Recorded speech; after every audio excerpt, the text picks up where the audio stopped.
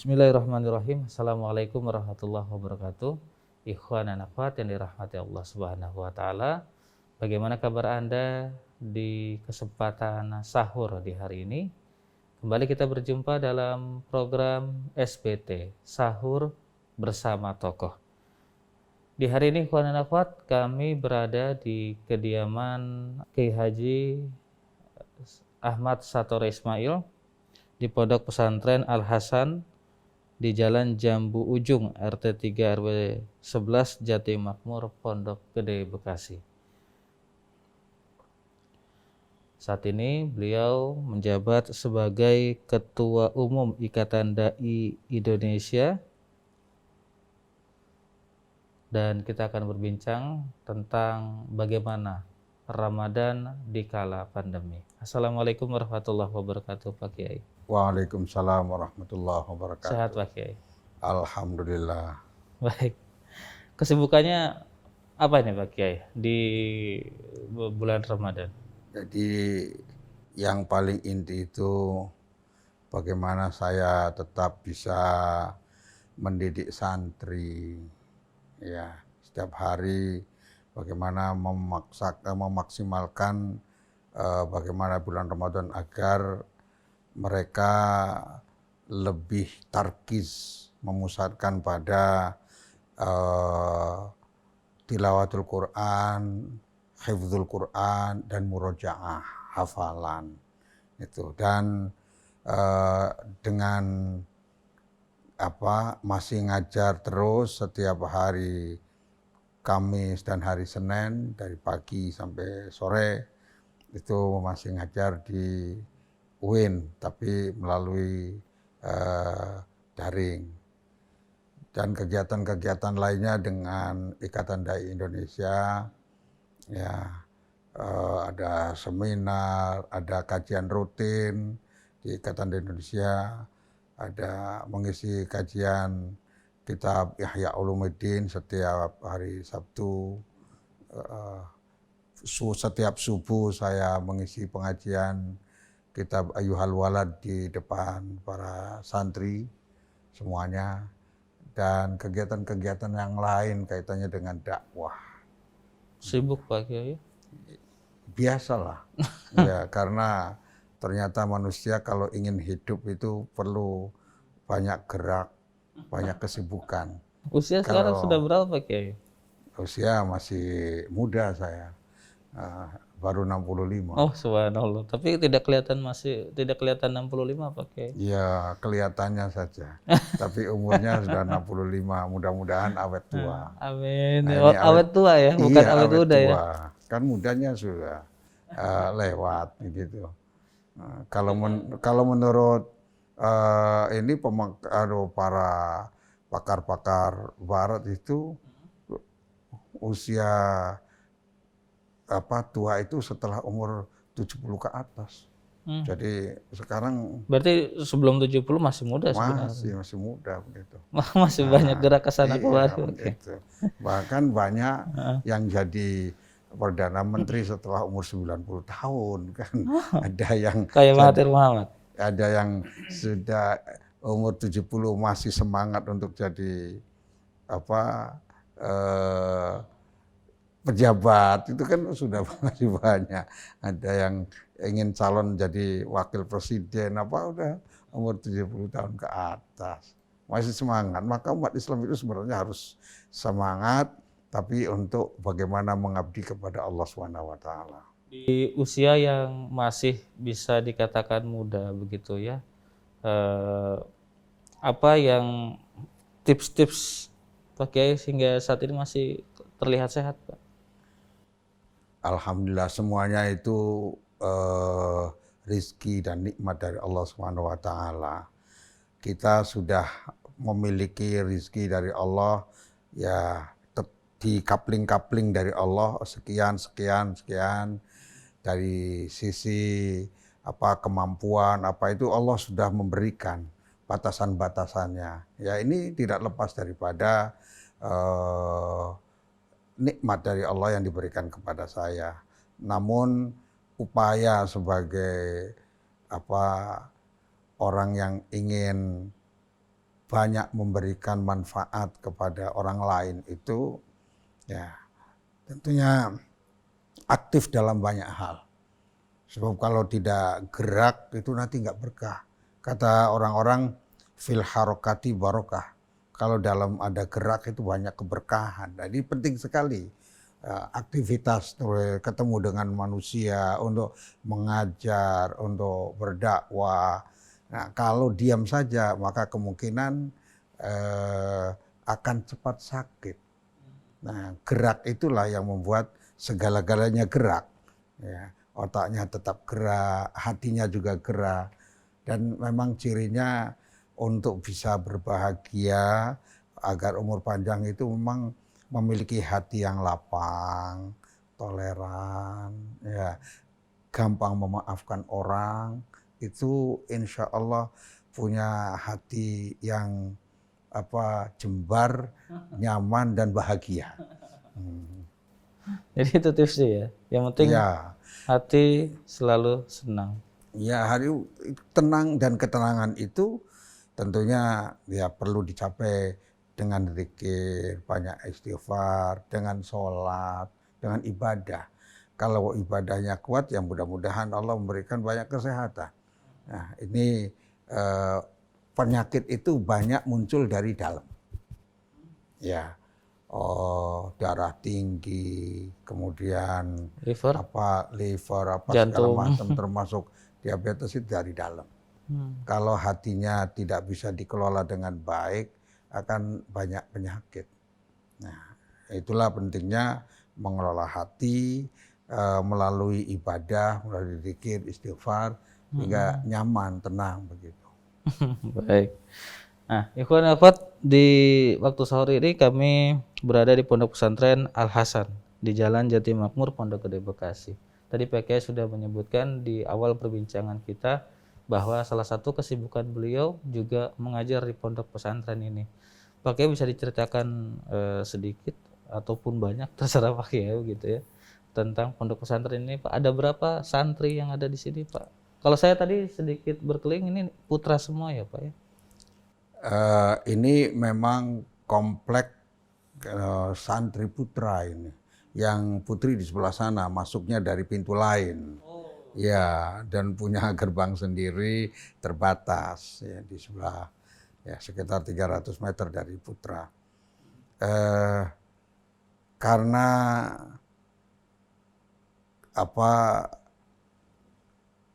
satu nasihat dari kiai saya sejak dulu itu, saya disuruh untuk menyelesaikan doktor.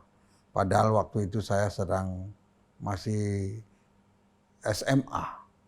Ya, setelah lulus SMA, kamu harus meneruskan sampai doktor dan doktormu untuk berdakwah.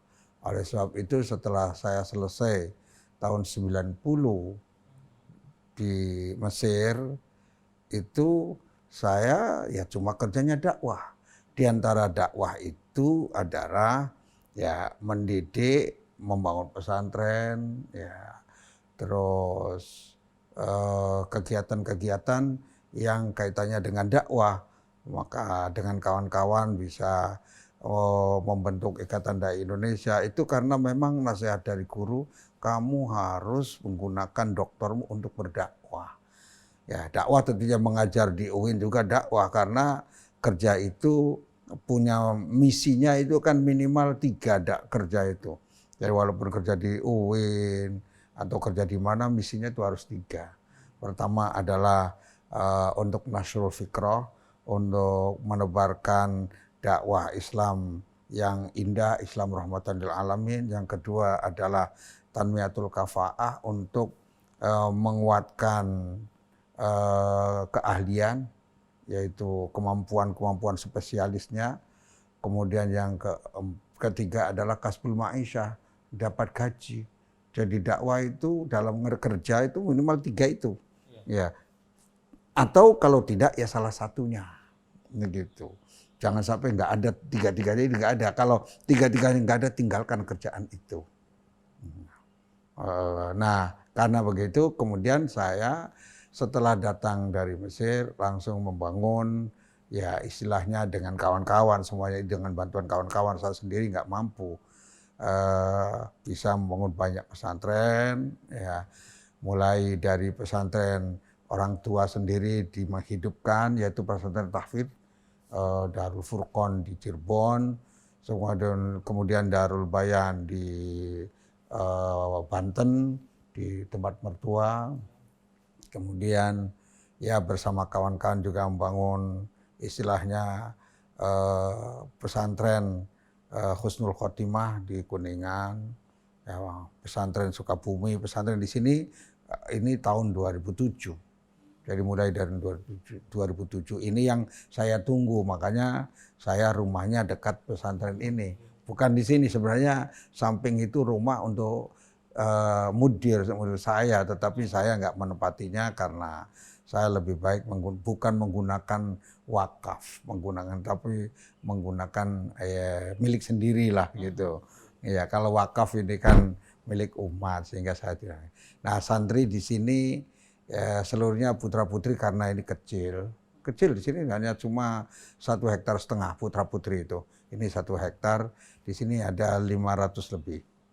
Kemudian di Putri karena baru didirikan 5 tahun yang lalu, baru. Kami dari 2007 mulai.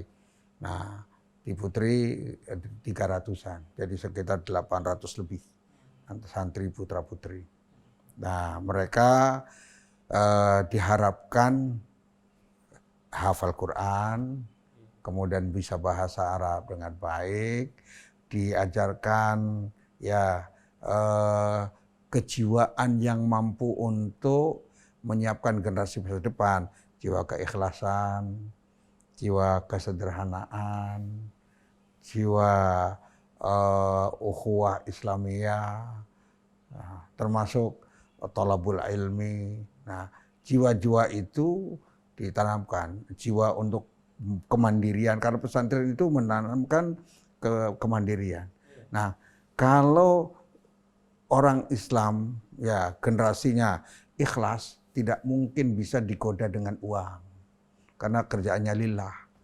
Banyak orang yang sekarang ini dengan iming-iming harta kemudian berubah. Ini kan itu terjadi. Maka kalau ikhlas lillahi ta'ala, insya Allah kita ini seluruhnya umat Islam, kalau ikhlas lillahi ta'ala ketemu.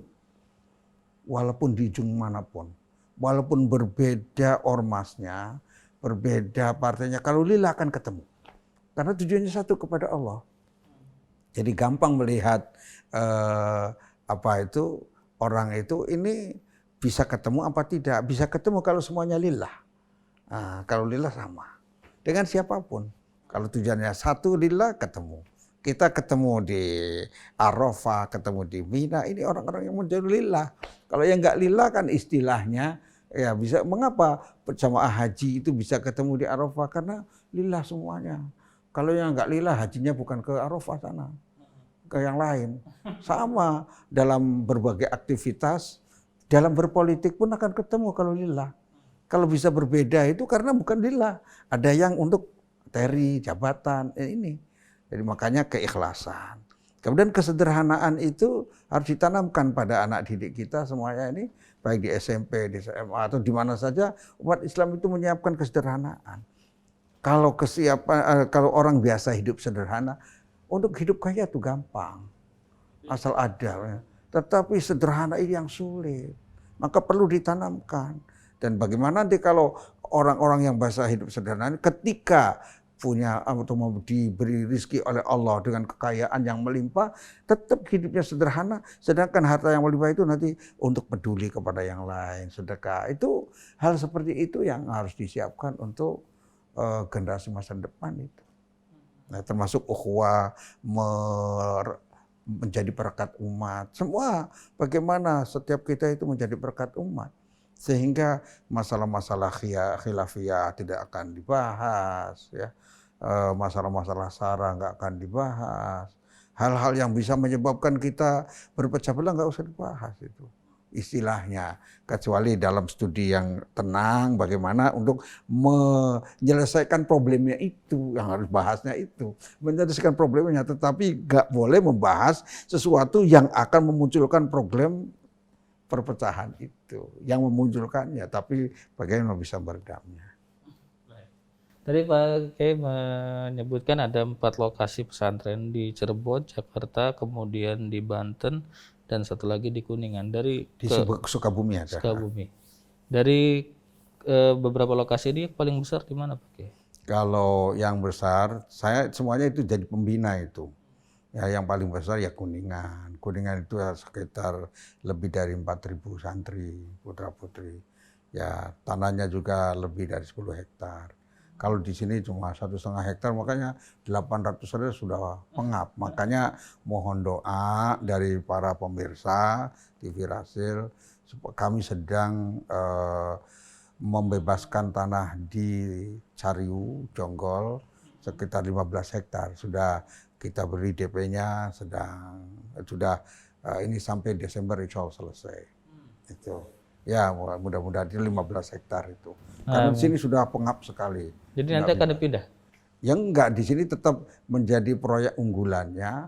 Yang ini yang istimewanya, yang di sana itu lebih istimewa lagi gitu. Oh, okay. Iya, makanya sedang mengkader. Alumni di sini alhamdulillah banyak yang ke Mesir, banyak yang di Madinah, banyak yang di Sudan, di Maroko, di Turki. Ini walaupun baru 13 tahun, tetapi ya berkah daripada doa umat Islam, ya dukungan umat Islam, alhamdulillah. Dan ini wakaf 100%. Dan saya sebagai pembina, saya sebagai direktur tidak boleh makan dari uang wakaf. Istilahnya tidak dapat gaji. Ya, karena pembina itu dalam aturan yang sekarang nggak boleh diberi gaji. Itu. Makanya mudah-mudahan itu yang menjadi pemberat timbangan amal soleh kelak di akhirat. Mudah-mudahan semua karena lillahi ta'ala. Amin. Dan nanti ketemu begitu Pak Kiai. Baik, ikhwan akhwat, saat ini pun Pak Kiai Ahmad Sator Ismail juga menjabat sebagai Ketua Umum IKADI atau Ikatan Dai Indonesia. Nah, Pak Kiai, tantangan sebagai Ketua Umum IKADI, tantangan para dai saat ini di tengah pandemi yang kita rasakan sudah lebih dari setahun, apa sih Pak Kiai? Tantangan banyak. Ya. Tantangan dan peluang. Iya, tantangan banyak. Jadi dakwah ini tantangannya adalah diantaranya adalah masalah biaya, itu tantangan banyak itu. Iya, karena biaya ini untuk membangun sekolah, membangun pendidikan, lembaga pendidikan itu perlu dana yang banyak. Ya, tetapi ketika dilaksanakan dengan ikhlas seluruhnya itu menjadi istilahnya akan adu sendiri. Semua tantangan yang kaitan dengan materi itu akan terlampaui lah insya Allah. Nah, yang tantangan yang berat ini bagaimana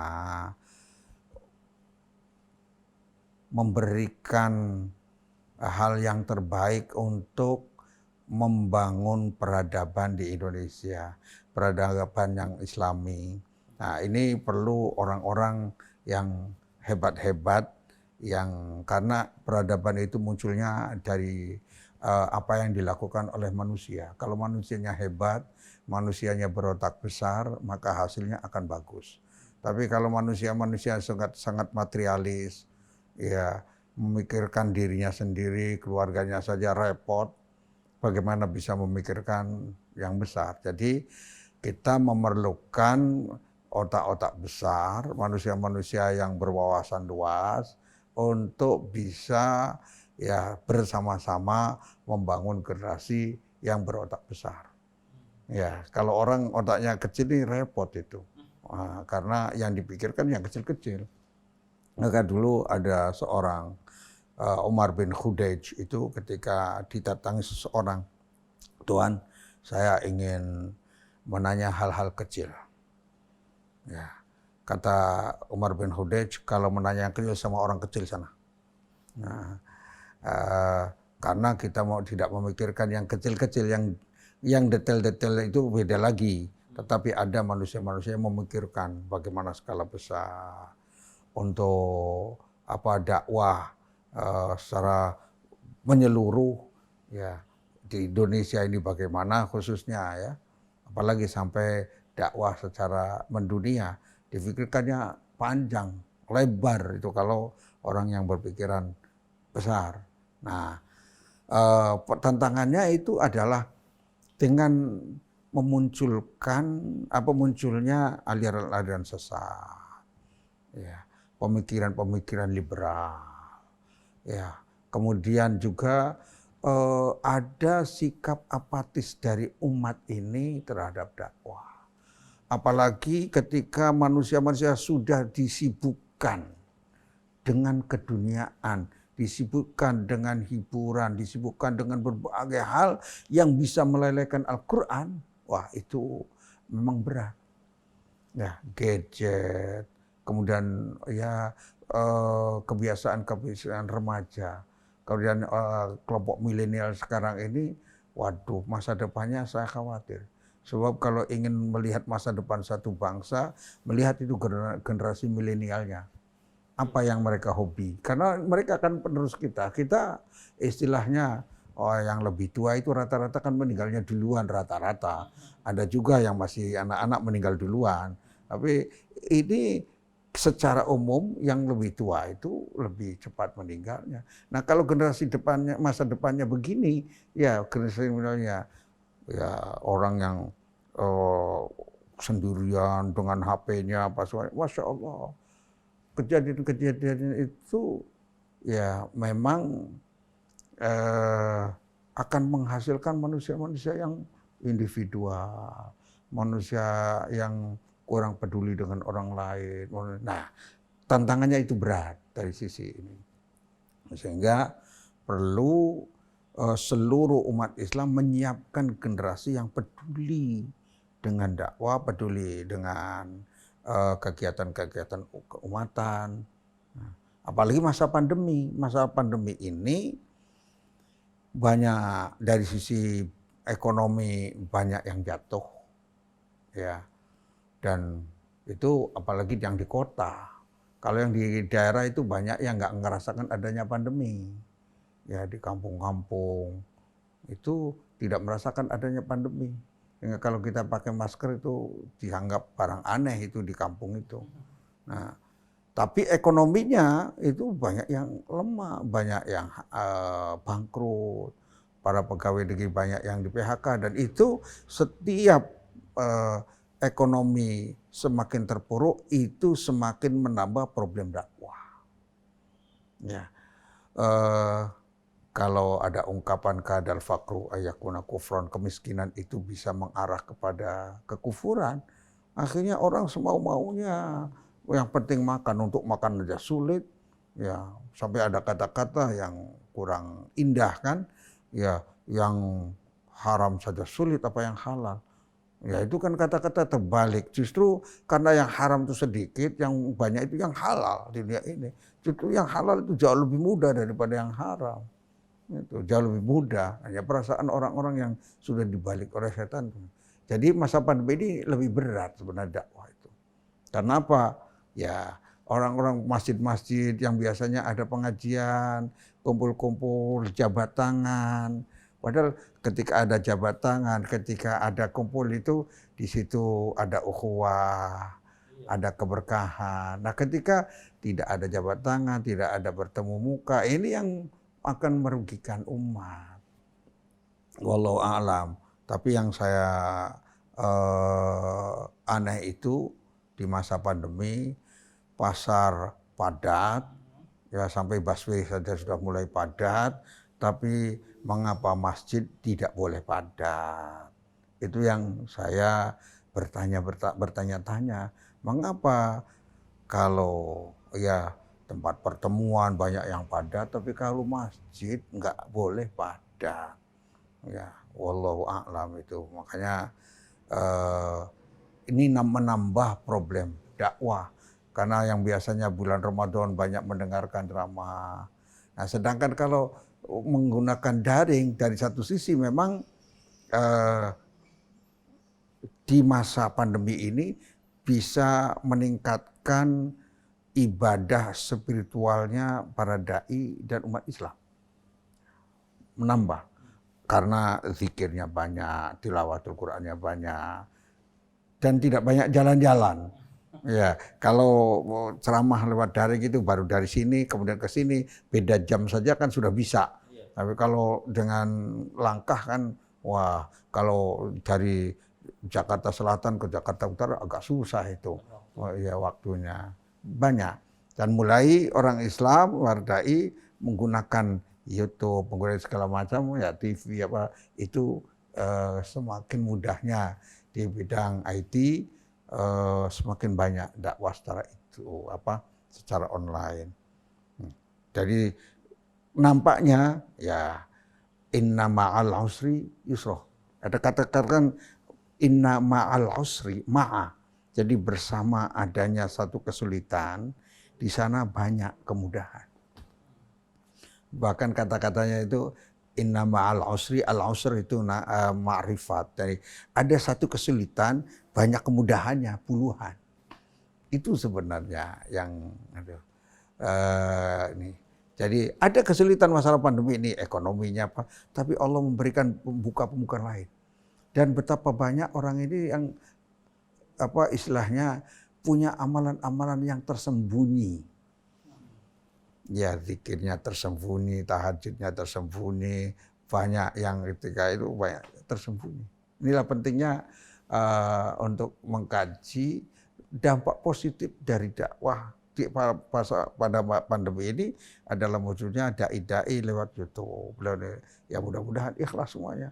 Dan ketika ceramah kita ini sekian ratus orang, boleh jadi kalau dimasukkan di dalam itu kan YouTube bisa ribuan orang, bahkan bisa jutaan. Nah kalau ceramah biasanya, jadi inna ma'al usri yusran, ada ya kesulitan untuk ini. Jadi kalau dakwah itu dicegah-cegah begini, masjid justru yang akan terluas itu akan mengisi medsos dengan dakwah-dakwah yang Islam rahmatan lil alamin yang indah itu. Berarti ada hikmah di balik pandemi ini terhadap dunia dakwah, begitu ya. Nah, pertanyaan selanjutnya adalah Pak Kiai, bagaimana kemudian para dai bisa menjaga nilai keikhlasan dalam berdakwah? Karena ini pun menjadi tantangan tersendiri bagi para dai, apalagi jika dai-dai yang sudah dikenal oleh banyak masyarakat, baik di media sosial ataupun di media-media yang lain. Bismillahirrahmanirrahim. Dakwah itu satu kewajiban. Ada dana, nggak ada dana, dakwah harus. Kalau dakwah melalui online, kita setiap pagi pengajian dari rumah. Yang melihat itu akan banyak, ribuan itu kalau dimasukkan ke YouTube. Emang mengharapkan uang dari mana? Justru kalau betul-betul dakwahnya itu lillah, akan rajin menggunakan medsos ini untuk menyampaikan pemikiran-pemikiran yang baik, memberikan solusi-solusi yang terbaik untuk berbagai macam problem umat. Tidak harus ada yang undang.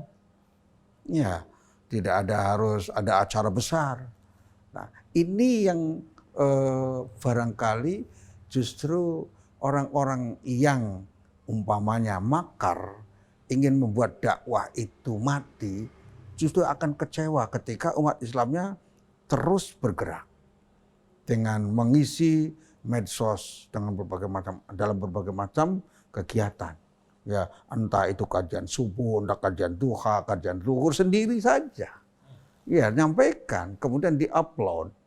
Itu sangat luar biasa. Menyebar ke seluruh dunia. Bisa seluruh dunia menyampaikan. Dan tinggal bagaimana itu terencana secara baik. Materinya secara baik disusun.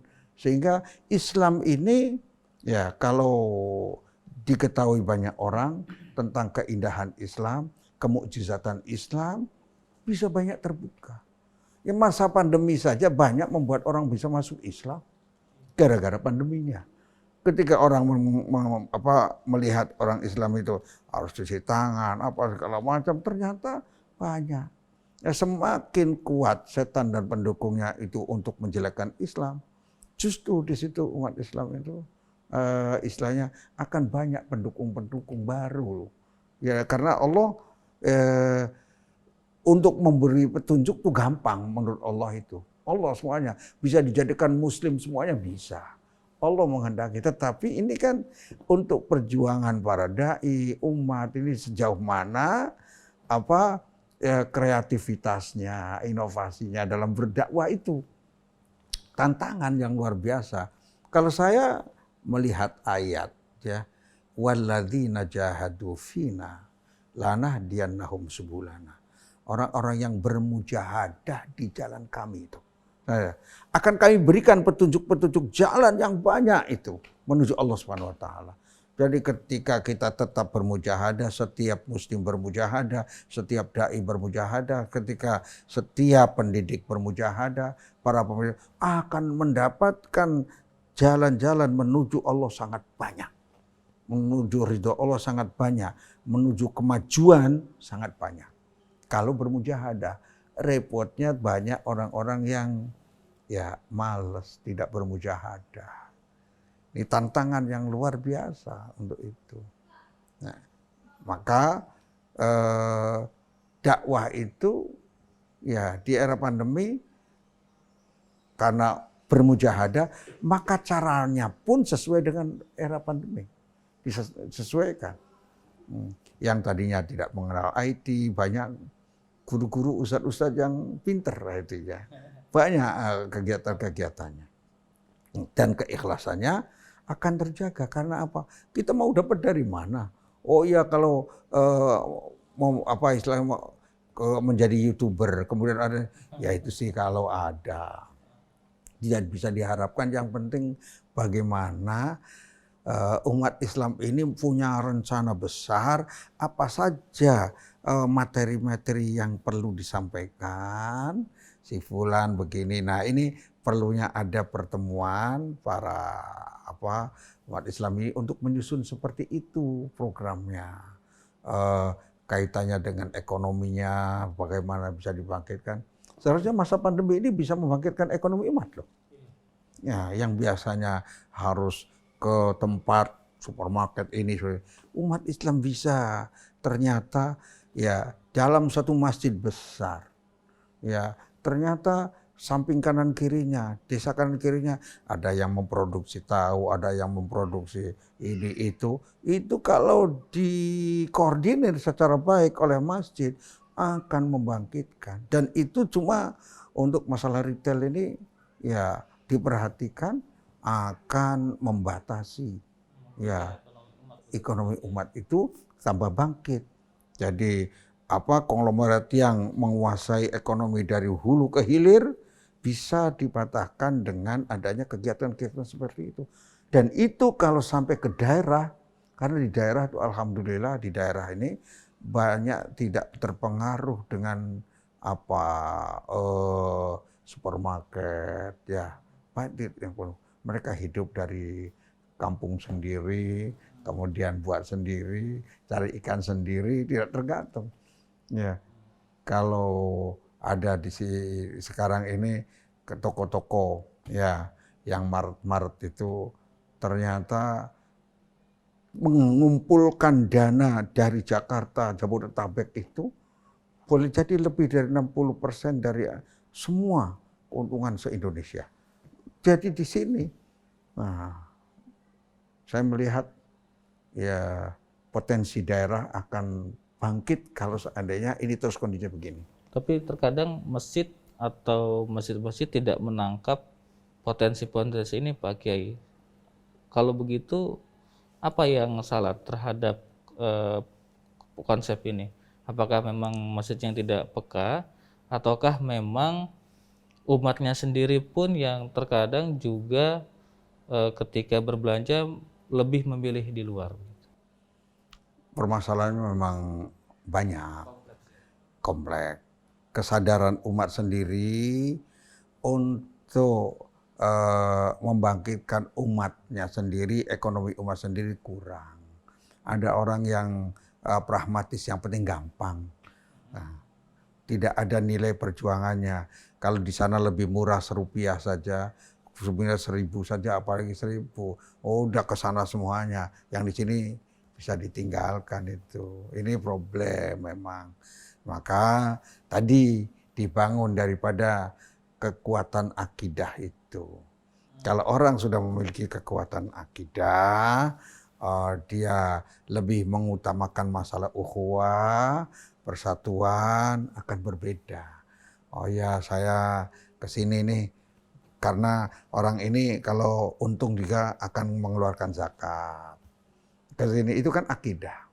Dan itu berat untuk menanamkan seperti itu di era serangan-serangan medsos yang luar biasa. Sangat-sangat material. Apalagi kalau seandainya umat atau bangsa Indonesia ini dimiskinkan.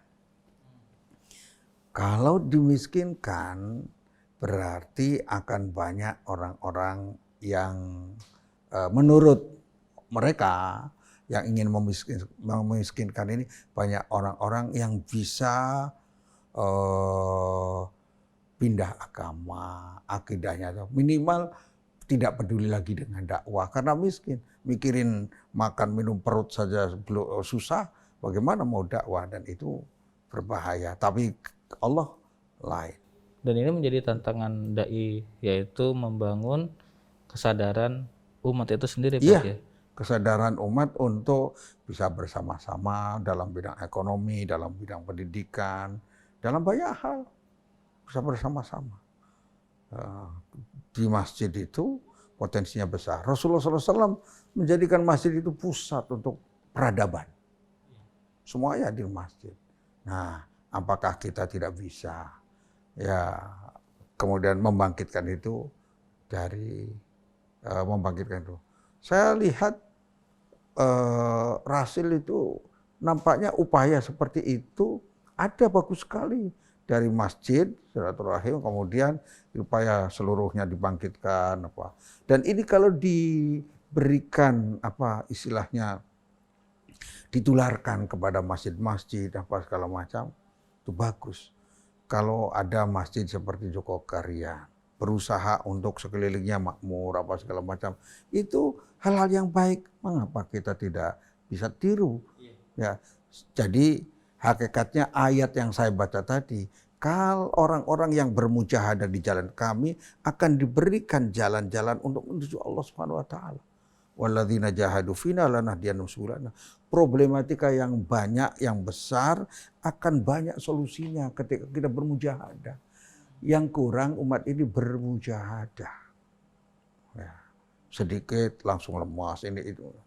Ya, begitu. Kalau umat ini bermujahadah, gampang semuanya selesai.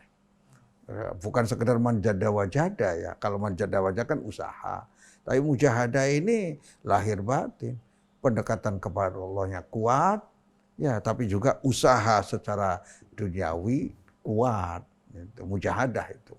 Tapi terkadang kita sebagai umat juga terjebak dengan rasa saling curiga, Pak Kiai.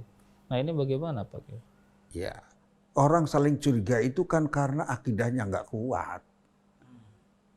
Ya, kalau curiga-curiga terhadap orang lain, kita kan melihat bahwa segala macam itu yang lahir.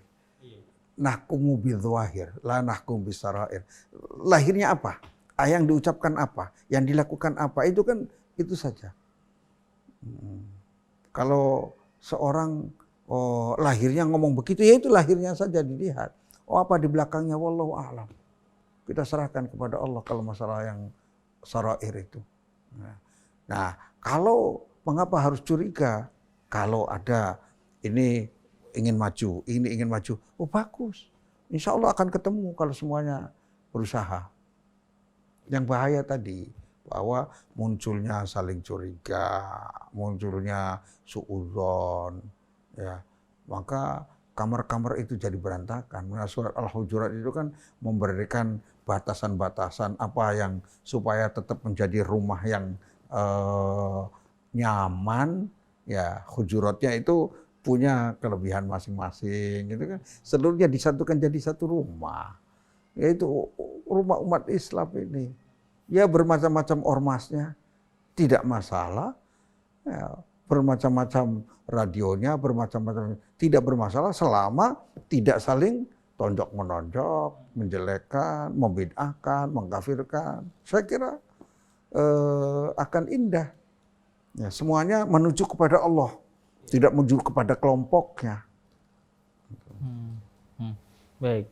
Jadi secara tidak langsung pembahasan kita di sahur ini adalah bagaimana kemudian kita menyatukan, ini menjadi PR kita Pak Kiai, yaitu bagaimana kita menyatukan umat Islam dari berbagai dari berbagai sisi begitu ya, dan tentu saja merekatkan kembali ukhuwah umat Islam begitu Pak Kiai. Betul. Jadi yang sekali lagi penyakit ini, jadi kalau kita pernah membaca hadis, ya Rasulullah SAW keluar dari Masjid Nabawi menuju ke Masjid Al-Ijabah. Ya, sampai di Masjid Al-Ijabah Rasulullah sholat. Para sahabat juga ikut sholat. Karena pagi para sahabat mungkin mengira sholat duha keluar dari masjid.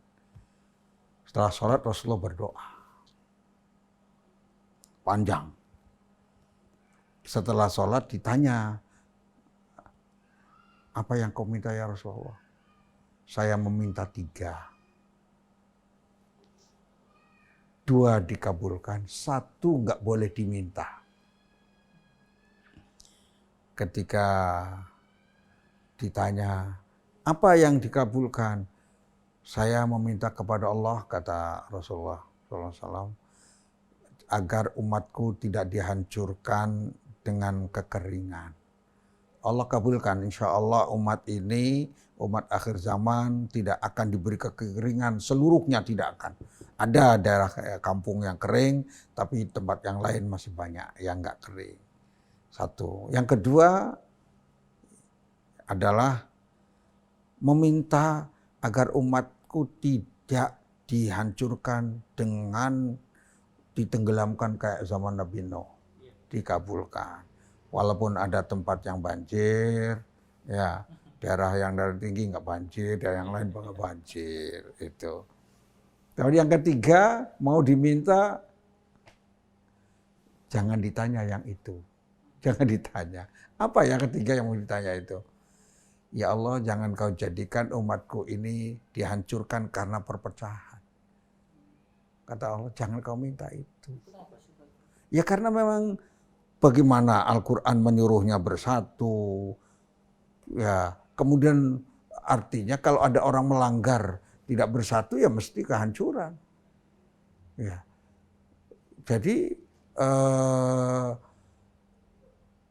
la yazalun, menjadi umat-umat ini akan terus ya mendapatkan rahmat kalau masih bersatu. Kalau sudah berpecah sudah alamat itu. Perintahnya wa'tasimu bihablil jami'a wa la tafarraqu.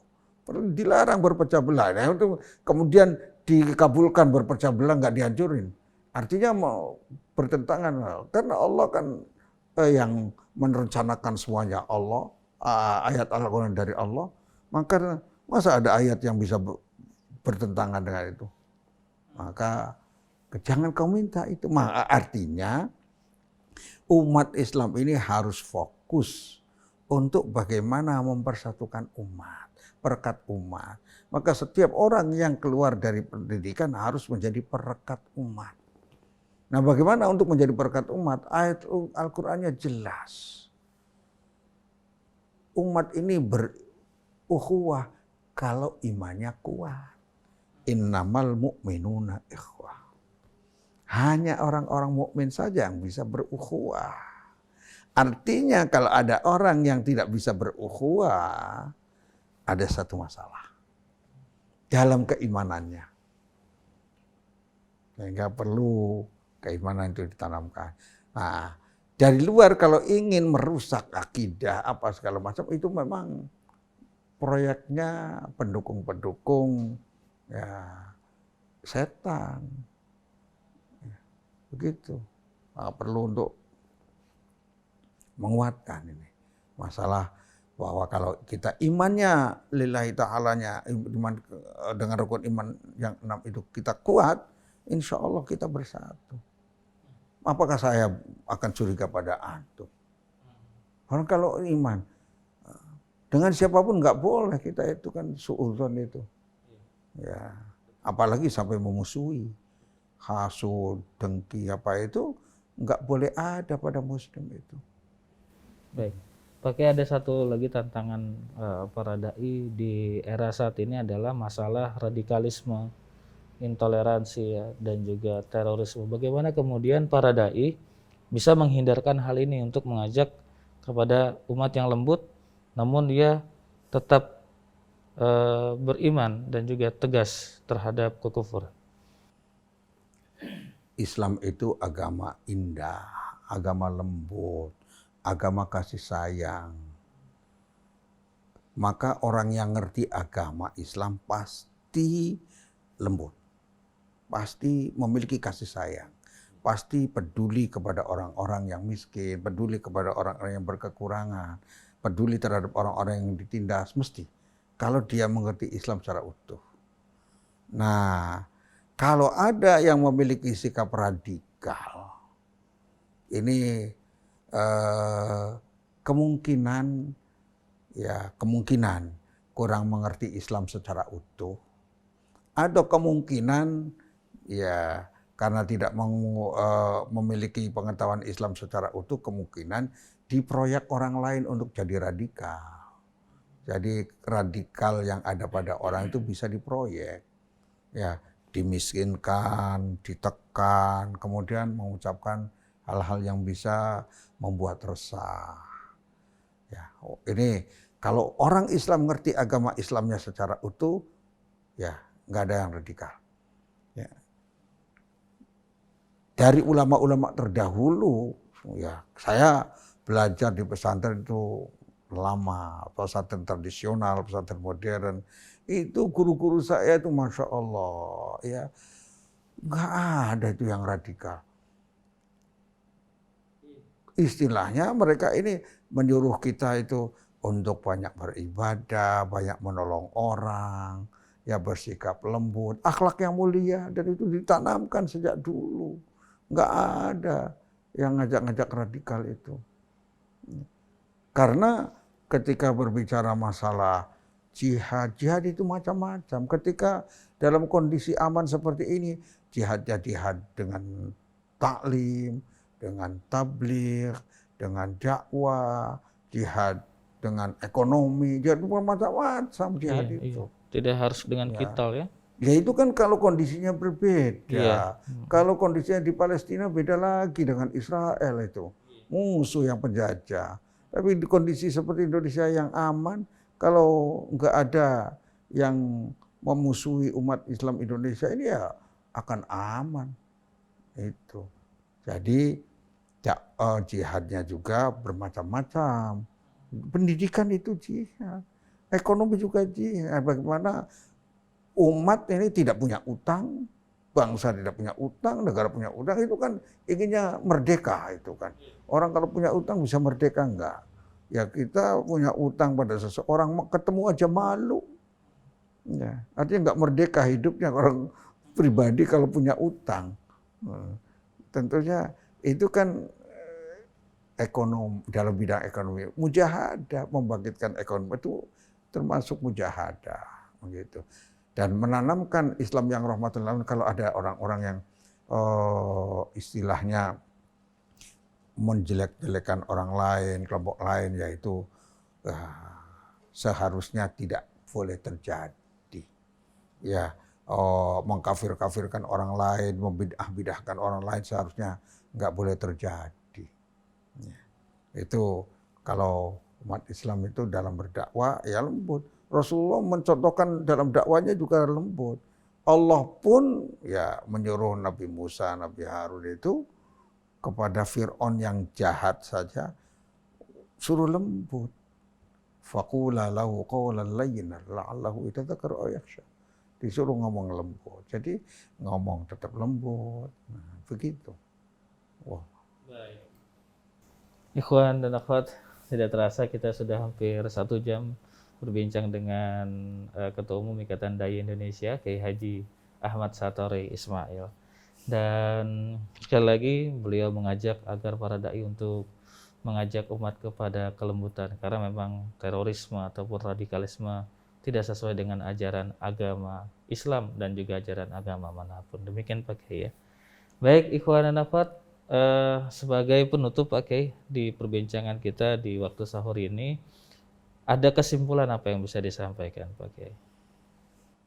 Bismillahirrahmanirrahim.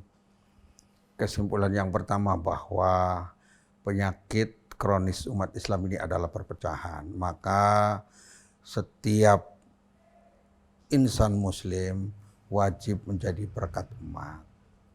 Yang kedua, di masa pandemi di bulan Ramadan ini harus kita memanfaatkan bulan yang penuh berkah ini untuk selain memberikan kepedulian kepada saudara kita yang terkena ataupun kena musibah corona, tapi juga bagaimana memaksimalkan barokah Ramadan ini untuk bersama-sama berdoa maksimal untuk kebaikan diri pribadi, keluarganya, masyarakatnya, dan kebaikan negeri ini. Sehingga umat Islam, bangsa Indonesia tetap dalam lindungan Allah Subhanahu wa Ta'ala. Itu yang penting pada masa sekarang ini untuk bisa bersama-sama menjaga keutuhan umat, keutuhan bangsa, jangan sampai porak-poranda. Aku qouli hadza wa astaghfirullahaladzim. Assalamualaikum warahmatullahi wabarakatuh. Waalaikumsalam warahmatullahi wabarakatuh. Ikhwan dan akhwat, demikian wawancara kami dalam waktu sahur di hari ini. Semoga sahur Anda membawa kepada keberkahan. Terima kasih untuk Profesor Kiai Haji Ahmad Satori Ismail. Terima kasih Pak Kiai. Saya Abi Agus ditemani Neza langsung dari Pondok Pesantren Al Hasan Putra di Jati Makmur Pondok Gede Bekasi. Kami mohon undur diri. Billahi taufik wal hidayah. Wassalamualaikum warahmatullahi wabarakatuh. Waalaikumsalam warahmatullahi wabarakatuh.